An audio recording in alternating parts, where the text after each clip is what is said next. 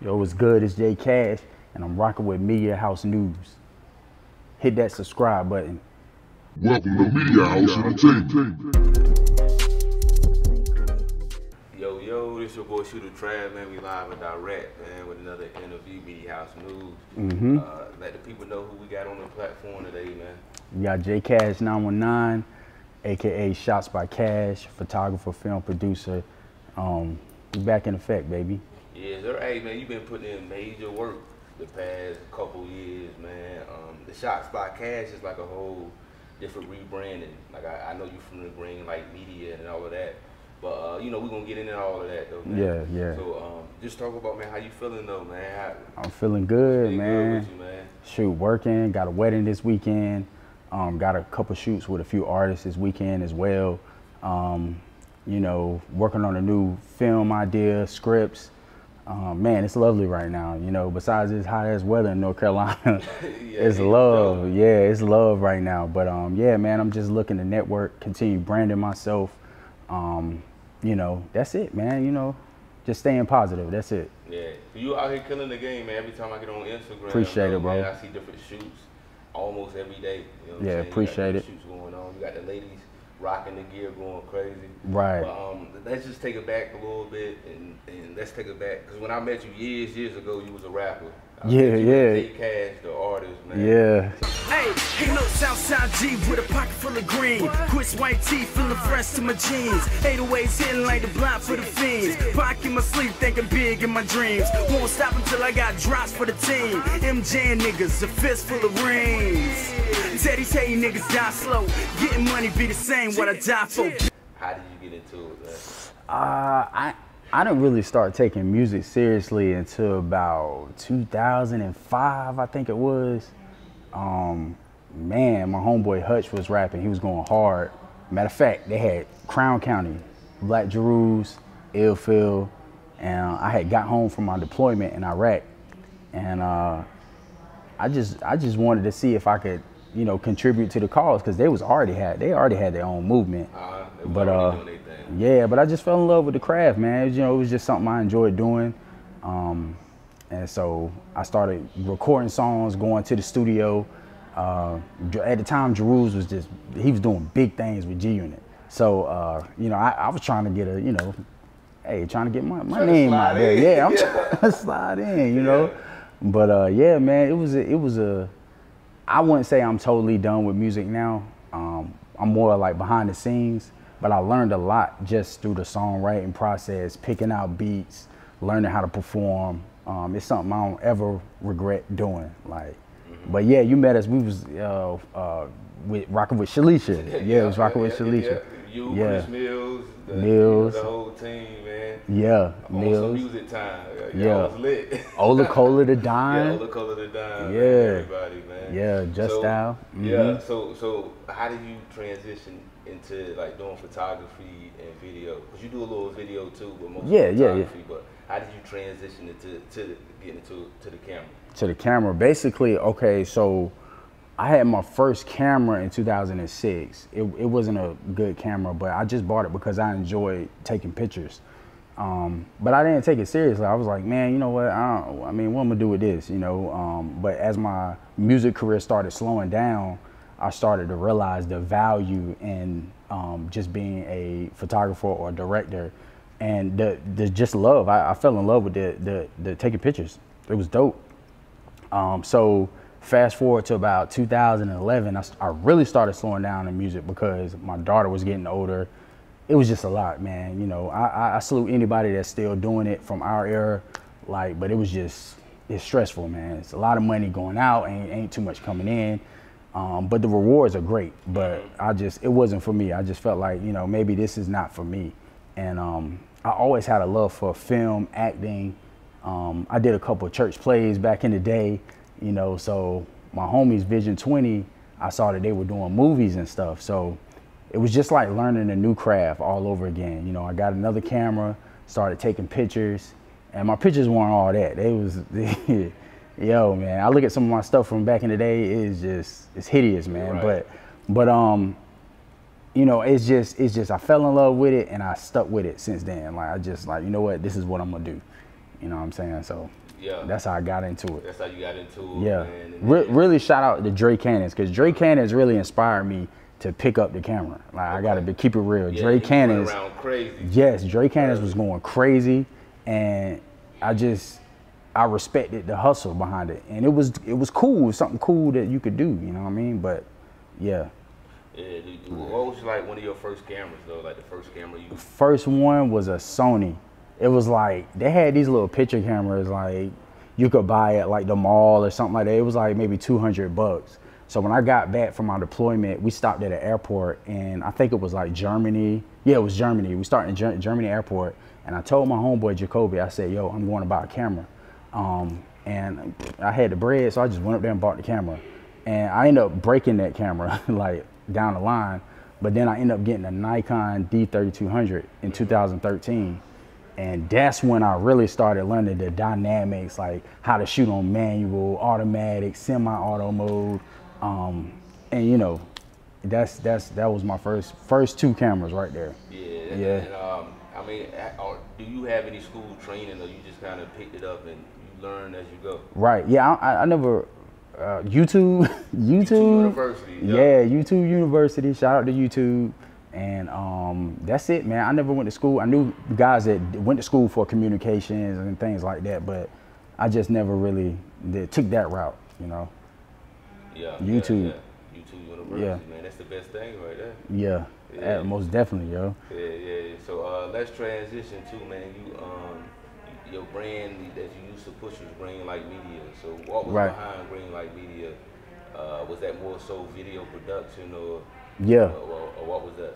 Yeah, basically Greenlight. Okay, so when I got the Nikon, I was taking pictures, but I wanted to do video really bad because I saw everybody was shooting music videos. I wanted to get into behind the scenes, eventually movies. So when I bought the Nikon, I had no idea that the Nikon was not a video camera. Like, it's a picture camera that so happens to do video. Like, so, but I bought it anyway because that's what I could afford at the time. So, but I started that, and then I was at Mill's studio. Mill was like, man, you got a camera, he was promoting digital trapping at the time. And I think you had told me about Final Cut. So I had to come to your crib, learn how to edit. And it started something, and it ended up being dope. Like, I was just doing behind the scenes for certain artists and stuff like that. And I started promo with digital trapping, and then that's how the Greenlight name got out there. And where I got Greenlight from was, first of all, I'm obsessed with green lights. I know that's weird, but I just like green lighting. It's just dope. And then two, the green light on a porch means it's a signal to veterans. So if you have a green light on your porch, you're a veteran, or somebody is a veteran that you know. So that's where I got it from. So okay. And let's get into the military thing, man. So you was deployed overseas a couple of times. How long were you in the military? Yeah, I was in the military for almost 14 years. I did 2 deployments to Iraq, 2009 to 2010, and 2004 to 2005. I didn't expect to go because I was National Guard. So when I first joined the National Guard, it was just to get the school money. And then they told me maybe after 2 years of my deployment, it was like, yeah, so we're gonna need you to go to Iraq, and we're gonna change your job, everything. And I'm like, what? I didn't even know they could legally do that. Like, so I ended up going with one of my good friends, Jacoby. I just mentioned his name not too long ago. Me and him and 2 other guys from the same unit went with another unit, and it was wild. It was crazy. And then the second one wasn't so bad, but still, it was an experience. It's crazy, like, but yeah, man, it's a military really, and it's funny because in the military you can do like filming jobs, but at the time I was just so busy in my music career that I didn't think about that. Excuse me. But I spent about almost 14 years in the military. I got out, and that's what you see now. You see me, man. Yeah, you see me now. Yeah. And man, let's have a little change of pace real quick, man, because you did go through a little dark period in your life. You know what I'm saying? Let's get into that a little bit, man. And I mean, you can tell the people the backstory on it. All right. You know, you did 1 year. You was locked up for 1 year, man. Yeah, I was locked up, Yeah, federal let's talk prison. about it though, man. Yeah, man. So when I was about to transition out of the military, I didn't want to necessarily go back into doing like regular jobs and stuff like that. So I picked up a few hustles. One of those hustles led me to prison. So, you know, it's gonna sound weird. Cigarette, conspiracy to traffic contraband cigarettes. If you ever been on a military base, if you ever had any family in the military, you know that they have cheap stuff on base. Like you can get clothes, you can get electronics, alcohol for cheap, all of that stuff. But cigarettes is one of the ones that are really cheap. That like the tax, like difference between what you get on base, what you get in the South, and then what you get up north, it's like a $20 difference or something like that. Something crazy. So like big money into that. yeah, it's huge money, and that's the government's hustle, quote unquote. So basically, I had a friend that wanted to help me out. He knew I was getting out of the military, and he was like, "Yo, man, I want to help you out. I want to get you your own film studio." And you know, that was like music to my ears because I didn't want to go back to a regular job, and I was tired of working for the man. I said, "Man, I'm gonna get this film studio." Yeah. So then he got low. I'm like, "Yo, where's he at?" Like I'm calling his phone, blah, blah. And I'm like, "Yo, man." He's like, "Yo, man, I've been busy, da da da." So long story short, he put me on game to what he was doing. And I was like, "Yo, it didn't seem illegal to me at the time." I'm like, "Shoot, yeah, I go on base, use my military card and buy some cigarettes." It was nothing. Yeah, make a little extra money. Yeah, make a little extra money, you know, side hustle here. But I didn't realize the amount he was getting. Yeah, it's crazy. Let's talk about it. Cause it definitely made news, man. The amount was what, okay, so when I got to my first lawyer's office, he asked me, he said, "Yo, did you buy $60,000 in cigarettes?" I said, "I could have, like, you know what I'm saying? I'm like, I don't know, you know what I mean?" But the court said that we bought over $1.7 million worth of cigarettes over time. Ooh, 1.7 million out of time. Now that it wasn't all me, of course. I had a partner who was doing it himself. It was one store in particular, and I knew the setup. It's so hindsight 2020 now. I knew the setup. I'm like, this one particular store let him buy whatever he wanted, and I'm like, and I'm coming to him. I'm like, "Bro, you don't think that's a little weird that they just letting you buy 10,000, 5,000 at a time?" I'm like, "Yo," right. And he didn't care. So basically, the charges came down. It was a criminal complaint, and then the criminal complaint got dropped. Federal charges, by the way. Criminal complaint got dropped because nobody talked, nobody said nothing. It was like, "Look, if you don't say something, we're going to indict you." Kept my mouth shut. I didn't say anything. I didn't want to say anything. So a year went by. Matter of fact, I'm skipping through the story because it's so much more than that. But a year went by, and basically the indictment came down, but his name wasn't on the indictment though. Like, so it was just, man, it was crazy, bro. Like, it was the wildest story of my life. A crazy period of time. Crazy period of time. So Yeah. talk about that though. Talk about your first night going in, man. Oh man. You know, I mean, just the days leading up to it, till you going into your first day. Just talk Yeah. about that. Just your mental, because I know it's something you never imagined yourself, man. Like having to go to jail, being locked up.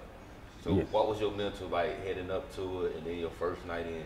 Yeah, so like I have never even had a criminal charge up until then. Like I've never been in trouble, never got in jail, never been suspended from school, and I get hit with federal charges when I'm 32.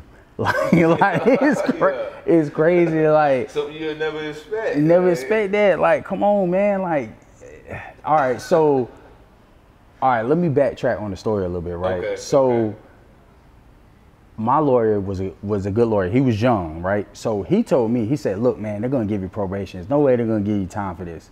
And I said, "Yeah, they shouldn't, because basically, you know, I wasn't the kingpin of this. I didn't have anything that, you know, I don't know what they're talking about, basically, you know what I mean?" So when the indictment came down and my man's name went on the indictment, I was like, "Yo, what's going on?" So he told me, he was like, "Look, they're trying to make you out to be basically the mastermind of the whole situation." I'm like, "Yo, that's bullshit." Ooh, try to put the whole thing on you. Basically, I orchestrated everything because I was a higher rank than he was. So you know, I guess it makes sense to them. But so he said, look, he said, what I would do is I would plead guilty. He's like, that's what I would do. I didn't want to do that, you know what I'm saying? But he was just like, look, man, they got witnesses against you. They got witnesses saying that you orchestrated this whole thing. And I didn't realize how serious it was till I got to federal court. Like when T Grizzly say that in his song, like, have you ever been inside a federal court? Yo, it ain't like them little ass courtrooms. Yeah. The courtroom is intimidating. And so, but basically, I got sentenced to 24 months. And I was supposed to turn myself in, right? I was supposed to turn myself in. The hurricane had came that weekend. You remember, because we was shooting that weekend. 2018. Yeah, 2018. So, all right, boom, whatever. Y'all want to send me to prison, a camp. So I was like, yeah, I'm straight. You know what I'm saying? I'm gonna be there with the politicians, the preachers, the doctors, all these people that basically fucked up and made a mistake in their life. Right. Excuse me. So the hurricane came. My parents were gonna drive me down to Edgefield, South Carolina. Won't happen. So I called the federal court and I was like, hey, look, I need to turn myself in because I don't want to be a fugitive. What do I need to do? Do I just come there and y'all give me a ride to Edgefield? He was like, yeah, just come in and we'll take care of it. I didn't know what that meant exactly, right? So I get there and basically they let me know that I have to go through transit, like, which is the worst part of anything. Like when you're in transit, you're with any and everybody you can think of, because people are waiting to be tried, or whether their case is gonna get dismissed, so you're with different type of people. So they sent me to Piedmont, Virginia. I'll never forget it. They call it Gladiator School. Hey yo, I never forget. We on the van. It was 2 dudes from Miami. It was 1 guy from Fayetteville, and I think another guy from North Carolina. We all got tight. And they was just telling, like, hey, one dude knew what it was like to be in Piedmont because he'd been there before. But so I walk in, got my little orange jumpsuit on. They got 3 bunks. Like they were supposed to use the bunk beds for like ISIS or something like that. But it's terrible, uncomfortable.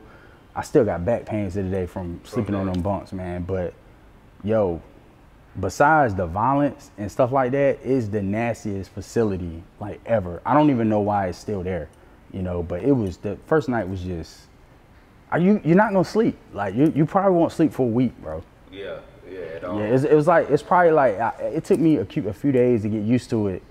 Luckily it was some guys from Raleigh there. Shout out to Twister, shout out to Da Vinci. That was OGs in the pod. They ain't let nobody fuck with me, nobody mess with me, nothing. You know what I mean? So yeah. So overall, how long did you do? Was it a year? It was 15 months. I spent 3 months in transit, so I stayed at Piedmont for 3 of those months. Okay. I lost weight, like, because they don't feed you. You know what I'm saying? They only give you 2 jumpers. They barely do laundry. Like it's crazy. It's like living in the damn slums, bro. Like for real. Yeah. But once I went from there. From there to Atlanta, which wasn't too bad. And then I finally got to Edgefield.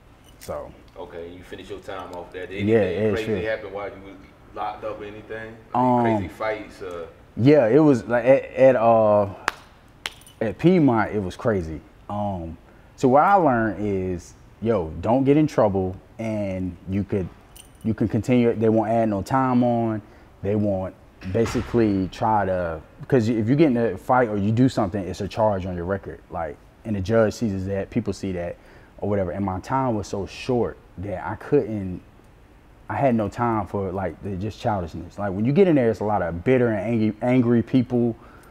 So yeah, I saw some crazy fights, bro. Like wild, crazy fights. Even the dudes that I was rocking with, they was like, look, man, I'm just letting you know, we know what you're in for, but if anything pop off, you gotta be ready. And I'm like, cool, you know what I'm saying? Because it was that time. Yeah, you can't fall back, you can't hide. If it pop off, you just gotta be ready. You know what I'm saying? But the first thing they do when you get there is they check your paperwork. Like if your paperwork ain't right, they gonna run you around the whole fucking. They gonna run your ass off the yard, man. Yeah. Can't come on the yard. Can't go to rec. None of that. None of that. They don't want to deal with you, bro. Yeah. Like, it's crazy, but. Was you able to work on any scripts or anything while you was in there locked up? Yeah, I wrote. Yeah, I wrote. It's crazy because I wrote most of my stuff while I was at Piedmont. Because once I got to Edgefield, I got into a routine. I got into like they had like a drug program you could do that gave you time off, which was really like, I only did it because I wanted a job at the library and just to keep me away from trouble. Like I said, my time was so short. It was like, look, man, I just want to do something to just keep my away from people that aren't doing, you know, basically just doing them or whatever. So, right. But yeah, man, I wrote at least three full features in Virginia. I can't find my notebook from one of the scripts, but yeah. And then I put in some work, man. Put some work on it. Yeah, I can't wait to get those scripts out. Yeah. All right, so you did your time. You was locked up. Man, this is an amazing feeling right here. It's the best feeling in the world. Woo! Talk about the time afterwards, because you got out and you started going crazy, man. Once you able to got the restrictions off from you, got the ShotsByCash brand up and going. So talk about that, the ShotsByCash brand. ShotsByCash. When did you start that? Was it 2019? It was like I got out end of 2019. I came home 2020. Like it was man. Listen to this, all right. So. For one, they screwed me with the drug program. When you go to prison, kids that's out here listening to this, stay away from the prison system, the jail system, any system that's gonna dictate what you do with your life. It's not cool to be locked up. I'm just telling the kids right now that you watching this, it is not cool to be locked up. So I started a drug program because they said I could get 6 months of my time off. I didn't get that. They didn't credit me with that because I didn't have enough time there. So I basically spent, 8 months in these classes where you talk about your feelings and you have to write all these papers and stuff like that. Right. It's for nothing, basically. It made me a better person. No, I'm not gonna say for nothing, but it was just, they had no, you could look up the prison on the website. They had no freaking classes that you can get certified in. So it was just basically the only thing I could do. So that's why I did it. But so they let me out December 2019. I got to the halfway house in January. Once I got to the halfway house, I was able to move around a little bit more. I had a flip phone. They won't let you have a media phone like an iPhone and stuff like that. They won't let you do that. But I started back and I was like, well, I'm just gonna start back green light. But I didn't know if the government had put like any restrictions on my business because I did have a business at the time of my charges. Yeah. So I was like, man, you know what? I'm just gonna roll with green light. And then my friend, he was like, yo, man, same friend, Jacoby, he was like, yo, ShotsByCash. And he kept saying it. He was like, he kept saying, I'm like, yo, that kind of ring. And then finally I was like, you know what? I'm gonna try it out. And I did. And I got some shirts made, started working with my stepdad. And it was like things started working in my favor. I don't know how, thank God, I don't know how it worked out like that, but stuff started rolling as soon as I got out. Yeah. It's crazy, like. And then I decided to do pictures. I didn't jump into video right off gate, but that's something I'm still gonna explore eventually. Right. But and how the photo game been going, man? I've been killing the game, man. So how's that been going for you, man? Man, it's love, man. Like I think I still haven't found my sweet spot just yet, but I just enjoy taking pictures, man. It's easy, it's simple, and then you could it's nothing like a good picture. Whether you get married, whether it's your birthday, or if you are graduating, doing something for your album. I got an album shoot this weekend on Sunday after the wedding. So it's just, I love it, man. It's love, man. I think that's my thing, So talk about some of your biggest pet peeves though, working with, because I know it can't all be love, you know what I'm saying? Oh man, the biggest pet peeves from bro. I don't even know where to start, man. We can talk about from the inquiries when people reaching out through DMs. You might say your rate. they disappear. Yeah, The yeah. rate is a rate, you know what I mean? Yeah, the rate is a rate. That's another shirt. I should have brought my shirts. I didn't, man. I slipped on that. Yeah. So the Raider is a rate came from a business pet peeve that I had. And it's something that I experienced when I was with Greenlight. Cause me and you, we was running around to the clubs trying to get footage. We was taking pictures. We was doing any and everything to get no. Remember Dame Dash had came to Raleigh? We thought, man, we own that. Man, listen, like, there's nobody trying to pay you, bro. Like, it's like, all right, so I decided this, right? I started at a rate when I got home. I said, I'm starting at this rate and I'm not going under this rate, no matter what. So I started at rate and I started the deposit thing. No deposit, no shoot. And honestly, number one is trying to get me not to bend on the deposit. Like, that's one thing I'm not gonna do. That's pet peeve of mine. If you don't have a deposit, then I can't, what are we doing? Like, I can't depend on you to show up and then you change your mind. Like, I don't have time for that. Like, I just, I don't. It's just why, like, so that's my number one pet peeve. My number two pet peeve is telling me that you want a certain shoot and then I get there and then it's totally different. Like, I hate that. Like, it's like, oh yeah, I want some headshots. By the way, I want headshots from me, him. No, you just added $400-500 to the rate. Yeah. What are you doing? Rate, you know what are you doing? Yeah, man, let my man get in because, you know, he needs some pit. Like, bruh, I don't give a, I ain't gonna cuss a lot because my mama probably gonna watch this. But yeah, that's number one pet peeve. I got a pet peeve too. But you know what? This is why I don't choose to deal with, like, I like to shoot models, but I learned the model game is different. It's not a lot of women out there. It's tons of women that want pictures, but it's not a lot of women that wants to pay for pictures. Okay. Like, I'm gonna call a spade a spade. It's a lot of y'all that look good. Y'all got thousands of followers, but y'all don't pay for pictures. Like, so it's like when they approach me or I do a deal, it's usually like a trade for trade. Like, all right, I'll do your pictures, but you gotta promo these shirts for me. I try not to, you know what I'm saying? But with them, it's just the nitpicking of the pictures. Like, if I do something for you for free, don't be nitpicking. Like, it's clean. I know what the clean picture look like. Why are you? I'll take suggestions, but it's like sometimes it's just too much. Like, but yeah, those are my pet peeves. Like, dang. How do you feel about you know, some girls who I guess they got a little clout or followers on Instagram and they might feel like the photographer need to pay them. Man, that's crazy. Take the photos of them. Like, how do you feel about that? That's crazy. These girls, I say not even models, they just on Instagram with followers, and they girls on Instagram with followers. You know what I mean? The official, I guess it's all the hustle, but right, it's a hustle. I respect the hustle. I respect the models that you do gotta pay for. Like, it is models out here like Bernice Burgos, Tori. What's the girl name that date Rich the Kid? Tori something. Yeah, Tori. Something like that. Yeah, like it might cost you a couple bands to get with, and it's some girls that's trying to get to that level to where their, you know, portfolio was looking good. But it's the total opposite too with us. Like, it's like, you know, we need money. You got to pay for memory. You got to pay for the cameras, the lenses, editing programs. It's time away from your family. It's a lot that you spend in after the shoot. Only thing you got to do is wait on your pictures. That's it. So I feel like it's an uneven playing field when it comes to like models and photography. I'm not saying that models shouldn't get paid, but it's like sometimes it's just a little ridiculous, like on certain aspects of it. But I do respect people that do have a rate or a fee. Like, you know what I mean? I understand that.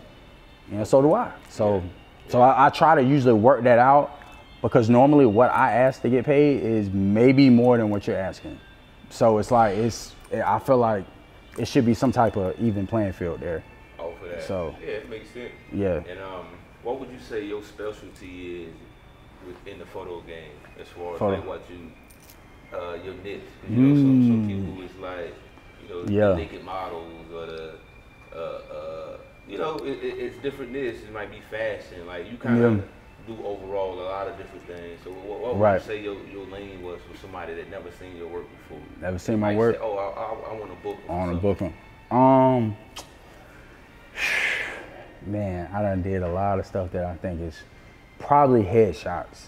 I like headshots the most because it's business oriented. Everybody needs headshots for their business or their website, and you get a lot of professional people that you'll get to work with just by doing headshots.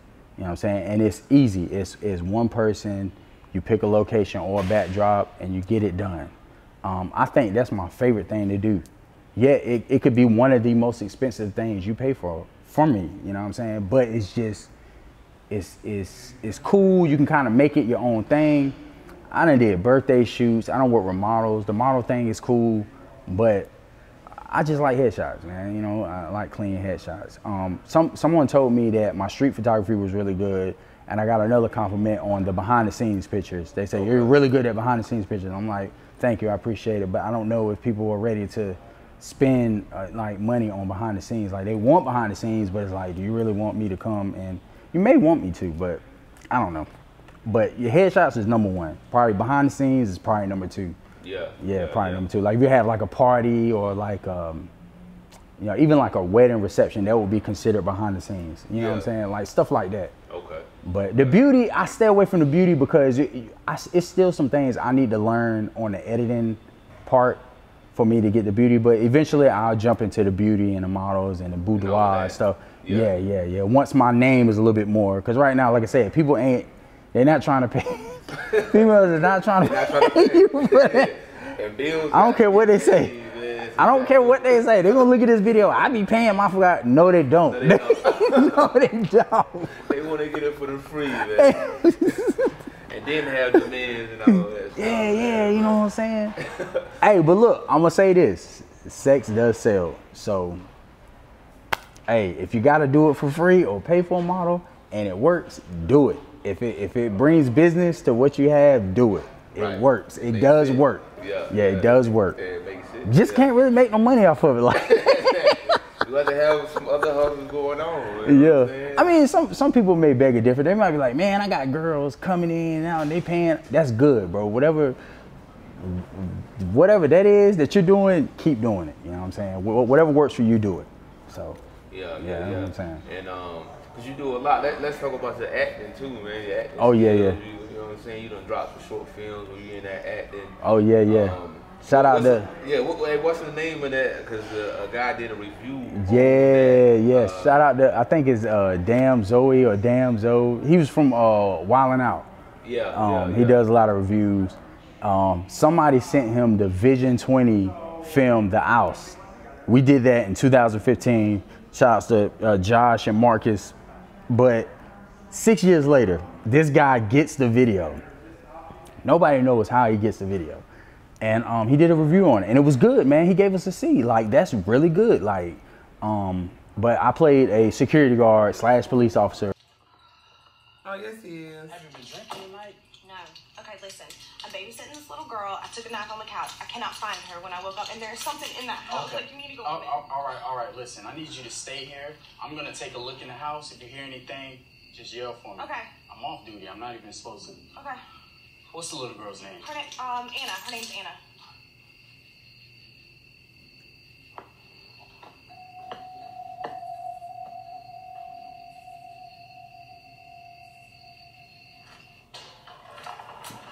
The hell he gonna do? He ain't got no gun.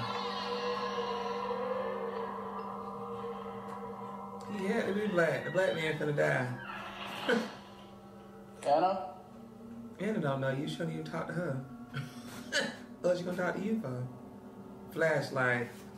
Why do y'all turn the flashlight on and the house got lights? Did you even try to switch? Acting is something that man, I love acting, man. It's fun. I get to get in character, and I'm looking to do a little bit more here and there. Maybe not lead roles, but if I could do some acting here and there, that's cool. You know what I'm saying? Like, it's fun, man. Yeah. And writing, man. Talk about that, man. Do you have any things coming out? Any short films? Anything you working on right now? Yeah, man. I got something coming out, and I'm gonna get with Media House. Cause we got some marketing things to do. If you know me, you know I love zombies. So make sure y'all go check out Backpage Zombie, Vision 20 Films. We did that right before I got locked up, and I wrote that one.